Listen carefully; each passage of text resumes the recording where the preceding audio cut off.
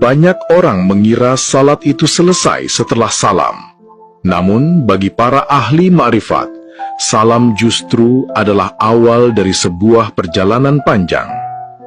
Syekh Abdul Qadir Al-Jailani mengajarkan bahwa ada solat di dalam solat. Ada sebuah makom di mana waktu seolah berhenti dan dunia menjadi tidak berarti lagi.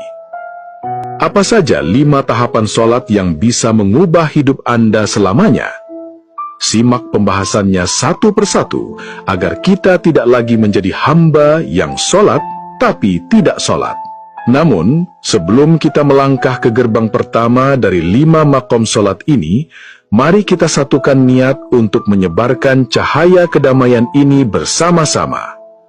Jika Anda merasa jiwa Anda merindukan ketenangan dan ingin terus bertumbuh dalam perjalanan makrifat, dengan menekan tombol like, Anda telah membantu algoritma kebaikan ini menjangkau hati-hati lain yang mungkin sedang terluka atau haus akan ilmu.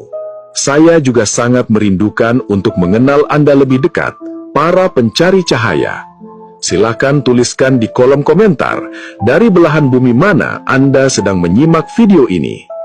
Mari kita tunjukkan betapa luasnya bentangan persaudaraan kita di bawah naungan kasih sayangnya.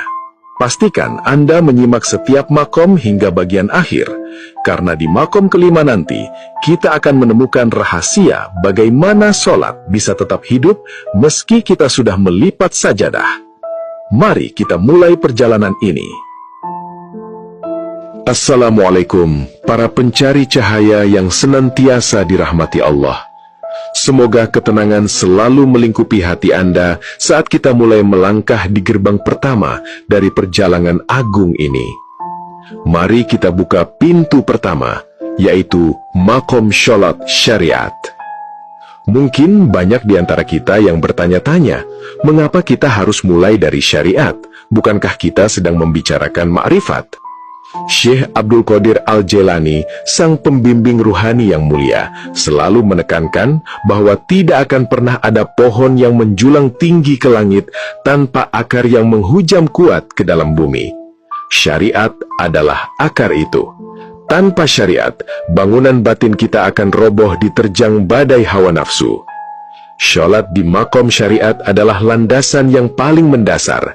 Ini adalah sholat yang kita pelajari sejak kecil, tentang bagaimana cara berwudu yang benar, bagaimana berdiri tegak menghadap kiblat, bagaimana ruku yang sempurna, hingga bagaimana dahi kita menyentuh bumi saat sujud.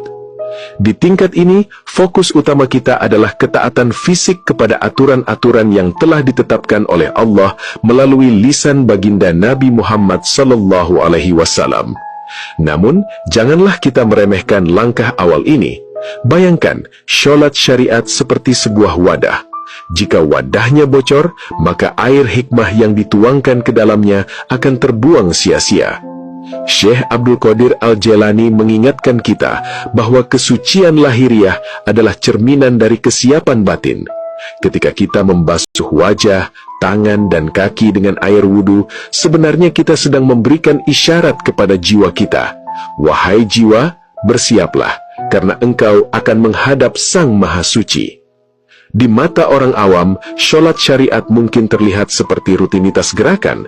Ada saatnya kita merasa lelah, ada saatnya kita merasa sholat hanya sekedar kewajiban yang harus segera dituntaskan agar bisa kembali bekerja atau beristirahat. Ini adalah ujian pertama. Syariat mengajarkan kita tentang disiplin dan ketundukan. Di sini kita belajar untuk berkata tidak pada kemalasan diri.